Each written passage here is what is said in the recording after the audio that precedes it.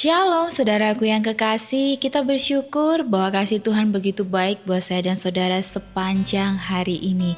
Dan saya percaya ketika penyertaan Tuhan begitu baik, sempurna, dan tidak pernah terlambat pertolongan, kita percaya apapun yang menjadi kendala, apapun yang menjadi kesulitan, kalau kita mengutamakan Tuhan, kita membawa Tuhan untuk ambil alih atas kehidupan saya dan saudara, kita akan beri kekuatan. Untuk itu, mari kita sama-sama datang kepada Tuhan. Kita mau percaya, kita mau mengerti rencananya, bahwa waktunya yang terbaik. Walau kadang tidak mudah kami mengerti. Terima kasih Tuhan. Bila kau izinkan sesuatu terjadi,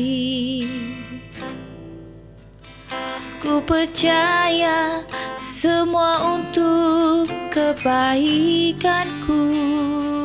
Bila nanti telah tiba waktumu, ku percaya kuasa-Mu memulihkan hidupku. Bila kau izinkan sesuatu terjadi,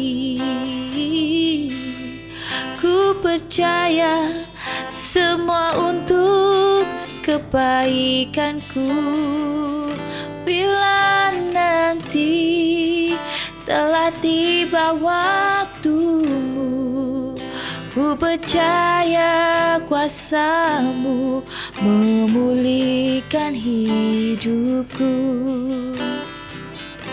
Waktu Tuhan pasti yang terbaik, walau kadang tak mudah dimengerti. Lewati cobaan,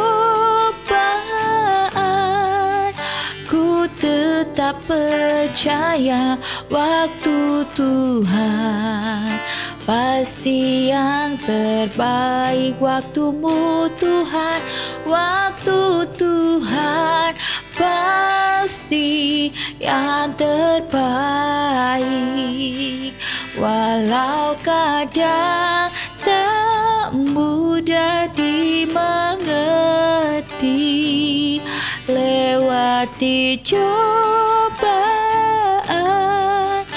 ku tetap percaya waktu Tuhan pasti yang terbaik. Waktu Tuhan pasti yang terbaik, walau kadang tak mudah dimengerti. Lewati cobaan, ku tetap percaya waktu Tuhan pasti yang terbaik. Lewati cobaan, ku tetap percaya waktu Tuhan pasti yang terbaik. Lewati cobaan, ku tetap percaya waktu Tuhan pasti yang terbaik. Waktu Tuhan pasti yang terbaik. Waktu Tuhan pasti yang terbaik. Haleluya, Engkau yang terbaik dalam hidup kami, oh Tuhan. Terima kasih Bapa. Waktuku, waktu-Mu yang terbaik yang Kau berikan padaku. Haleluya. waktumu yang terbaik. Walau kadang kami tidak paham, kami tidak mengerti, kadang kami menyerah, kadang kami putus asa karena kami berpikir bahwa tidak ada jawaban. Tetapi ketika kami mau memahami bahwa waktumu yang terbaik, walau kadang kami manusia tidak paham, tidak mengerti, tetapi kami pegang teguh bahwa waktu Tuhan itu yang terbaik. Untuk itu kami mau fokus kepada Engkau. Kami mau fokus pada panggilan-Mu, panggilan yang memberikan kami kekuatan, kemampuan Tuhan. Biarlah setiap hari kami boleh diizinkan untuk terus merenungkan sabda firman-Mu, agar firman-Mu ini boleh tertanam, membuat hati kami yang keras menjadi lembut, pikiran kami yang kalut, yang khawatir menjadi tenang karena kami percaya dan pegang teguh janji firman-Mu. Berbicaralah Tuhan atas hidup kami. Kami mau Tuhan Engkau pakai, Engkau layakkan seturut dengan rencana dan kehendak-Mu saja. Di dalam nama Tuhan Yesus kami bersyukur dan berterima kasih. Haleluya. Amin. Shalom saudaraku yang kekasih, kita bersyukur bahwa penyertaan Tuhan begitu baik buat saya dan saudara. Dalam hidup ini kita perlu yang namanya mengandalkan Tuhan, dan saya percaya bahwa sepanjang hari saya dan saudara bekerja, kita juga percaya bahwa Tuhan tidak pernah meninggalkan. Hari ini kita mau merenungkan sabda firman Tuhan. Kita mau belajar bersama-sama di Lukas 22 ayat 31, 34, 54 dan 62 yang berbunyi demikian. Simon, Simon, lihatlah iblis telah menuntut untuk menampi kamu seperti gandum. Tetapi aku telah berdoa untuk engkau supaya imanmu jangan gugur, dan engkau, jikalau engkau sudah insyaf, kuatkanlah saudara-saudaramu. Jawab Petrus, Tuhan, aku bersedia masuk penjara dan mati bersama-sama dengan engkau. Tetapi Yesus berkata, aku berkata kepadamu, Petrus, hari ini ayam tidak akan berkokok sebelum engkau 3 kali menyangkal bahwa engkau mengenal aku. Lalu Yesus ditangkap dan dibawa di tempat itu. Ia digiring ke rumah imam besar dan Petrus mengikuti dari jauh. Di tengah-tengah halaman rumah itu, orang memasang api dan mereka duduk mengelilinginya. Petrus juga duduk di tengah-tengah mereka. Seorang hamba perempuan melihat dia duduk dekat api. Ia mengamat-ngamatinya lalu berkata, juga orang ini bersama-sama dengan dia. Tetapi Petrus menyangkal, katanya, bukan, aku tidak dikenal dia. Tidak berapa lama kemudian orang lain melihat dia lalu berkata, engkau juga seorang dari mereka. Tetapi Petrus berkata, bukan, aku tidak.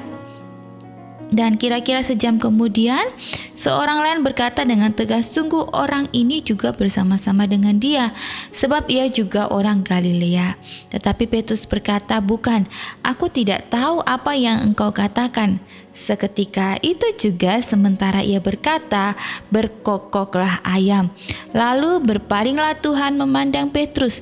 Maka teringatlah Petrus bahwa Tuhan telah berkata kepadanya, sebelum ayam berkokok pada hari ini, engkau telah 3 kali menyangkal aku. Lalu ia pergi keluar dan menangis dengan sedihnya. Amin. Dalam Lukas 22 ayat 32 berkata, jikalau engkau sudah insyaf, kuatkanlah saudara-saudaramu. Amin. Puji nama Tuhan. Firman Tuhan kali ini mengingatkan bahwa Tuhan memulihkan Simon Petrus karena Simon pernah yang namanya menyangkalinya. Petrus mungkin menyangka akan dihadik oleh Yesus, tetapi yang ia terima justru apa saudara? Pengampunan pengampunan dan pemulihan. Bahkan Yesus tidak menyinggung tentang penyangkalan Petrus, malah justru memberikan kesempatan untuk menegaskan kembali bahwa kasihnya kepada Kristus dan untuk mengembalakan pengikut-pengikutnya. Kata-kata Yesus kepada Petrus sebelum penyangkalan ini tergenapi, jikalau engkau sudah insyaf, kuatkanlah saudara-saudaramu. Dalam hidup ini pengampunan, pemulihan ya. Kita memohon ya kepada Allah ya, dan hari ini ya tidak hanya hidup untuk setia saja mengikuti Yesus, tetapi juga kita mau melayani ya, melayani, menolong ya. Dan seberapa sejauh kita telah meninggalkan Allah, Tuhan selalu siap untuk mengampuni dan menyambut kita kembali. Bukan itu saja, Tuhan juga memulihkan kita sehingga kita dapat mengasihi, melayani dan memuliakan nama Tuhan. Orang yang dipulihkan Tuhan, orang yang dipakai Tuhan ya, yaitu orang-orang yang akan berdampak, yaitu dia mampu mengampuni, mengasihi ya. Jangan berkata bahwa saya sudah mengampuni dia, tapi saya masih mengingat masa lalu. Saya masih mengingat apa yang dia perbuat buat saya. Berarti saudara belum dipulihkan ya. Orang yang dipulihkan yaitu orang yang mampu mengampuni dan melupakan ya. Seperti halnya Tuhan Yesus ya, mengampuni Petrus ya. Simon Petrus yang mungkin ya kalau kita pikir secara manusia, wow sudah ikut saya ya, udah jadi murid, udah dibantu ya, tapi ternyata dia menyangkal ya. Mungkin saja Tuhan bisa mengambil sikap untuk marah ya, untuk ya mengingat kesalahannya. Tetapi di sini firman Tuhan berkata bahwa Tuhan tidak mengingat kesalahannya, Tuhan mengampuni. Saya menjadi berpikir bahwa dosa saya dan saudara Tuhan tidak mengingatnya. Bahkan Tuhan melupakan ya. Karena ada lagu, sejauh timur dari barat engkau membuang dosaku, tiada kau ingat lagi kesalahanku. Engkau tidak mengingat, engkau tidak memperhitungkan ya. Kenapa kita manusia seringkali kita memperlakukan dengan sesama seperti itu.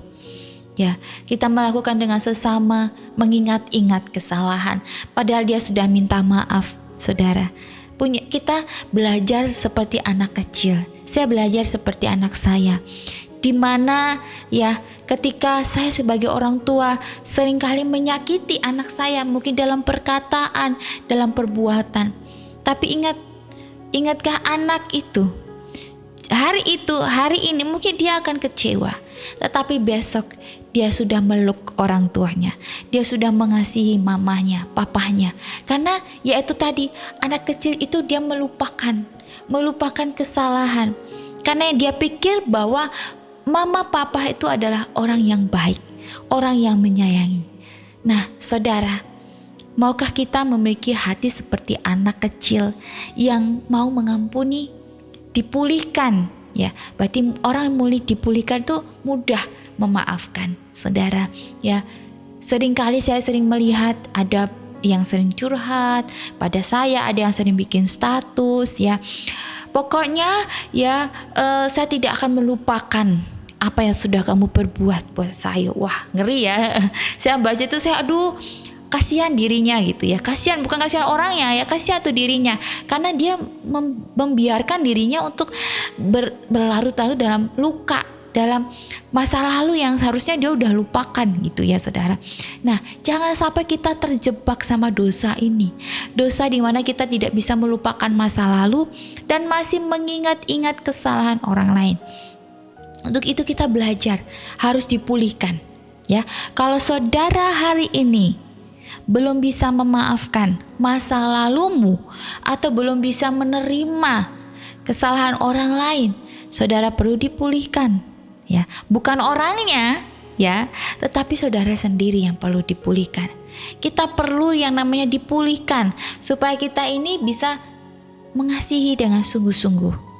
Mengasihi bukan karena ABC. Kalau kita mengasihi karena dia baik, mah semua orang bisa ya. Tetapi ketika kita mengasihi dalam keadaan dia tidak baik sama kita, dia melakukan kejahatan sama kita, apakah saudara sanggup untuk mengasihi? Kalau kita dipulihkan oleh Tuhan, kita sanggup. Saudara, Simon Petrus juga dipulihkan oleh Tuhan ya. Dia dipulihkan oleh Tuhan sehingga dia dapat melakukan ya, perkara insyaf ya, disuruh insyaf ya, perkara-perkara yang ajaib bersama Tuhan. Saudara mau melihat mujizat Tuhan, saudara mau melihat berkat Tuhan berlimpah dalam hidup saudara, bukan cuma materi tapi damai sejahtera, sukacita, pengampunan, saudara harus dipulihkan ya. Kitanya dulu yang dipulihkan, kitanya dulu yang mau bertobat ya saudara. Kita tidak bisa menuntut orang lain, tetapi diri kita sendiri. Yang mengubah diri kita siapa? Tuhan Yesus. Yang memulihkan tuh Tuhan Yesus ya. Dalam hidup ini saya belajar banyak hal, bahwa saya mengalami perubahan-perubahan itu bukan karena orang lain, tapi justru karena pengenalan akan Kristus, akan Tuhan Yesus Kristus yang membuat saya berubah. Ya, ketika saya memutuskan untuk mengenal Yesus lebih dalam, saya memutuskan untuk memberikan diri saya dipulihkan. Ya, di situ berkat Tuhan tercurah. Ya, dalam hidup saya diberikan damai, ketenangan. Ya, sekarang itu orang krisis ketenangan. Benar nggak saudara? Ya, banyak harta tapi tidak tenang. Ya, mungkin segala pencapaian sudah bisa dilakukan, didapatin di dunia, tetapi ketenangan itu sulit saudara. Sampai banyak yang minum obat tidur, ya, nggak bisa tidur. Ya, karena ketenangan di jiwa itu sudah krisis saudara. Untuk itu kita butuh yang namanya ketenangan. Butuh Tuhan, bukan butuh obat penenang ya, atau butuh orang lain gitu ya. Tapi kita butuh Tuhan untuk memberi ketenangan dalam jiwa. Untuk itu akhir-akhir ini sulit, akhir zaman ya. Akhir zaman ini sulit. Akhir-akhir ini ya, banyak hal-hal yang negatif yang terjadi. Untuk itu kita butuh Tuhan. Butuh Tuhan intim setiap hari. Kenapa butuh Tuhan? Supaya engkau kuat, mampu melewati ya. Karena banyak orang tidak mampu melewati hidup sehingga mengambil jalan pintas. Apa saudara? Bunuh diri ya. Bunuh diri, jalan pintas ya. Untuk itu butuh Tuhan supaya diberi kekuatan untuk melewati semuanya. Tetapi bukan hanya untuk kekuatan diri sendiri untuk menghadapi dunia, tetapi minta Tuhan juga kekuatan untuk mengenal akan Tuhan, untuk mengenal akan pribadi yang begitu luar biasa. Untuk itu mari saudara, saya mengajak saudara untuk minta pada Tuhan, terutama dipulihkan. Ketika kita dipulihkan, saya percaya bahwa berkat Tuhan akan tercurah atas kehidupan saya dan saudara. Mari kita berdoa.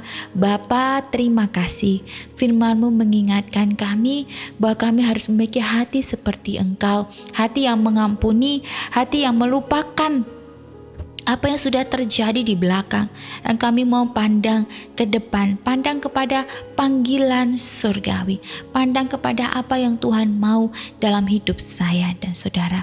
Untuk itu Tuhan, kami mau Bapa, hamba berdoa saat ini bagi setiap umat-Mu yang mendengar, Tuhan pulihkan terlebih dahulu agar hidup mereka boleh Tuhan ubah menjadi luar biasa.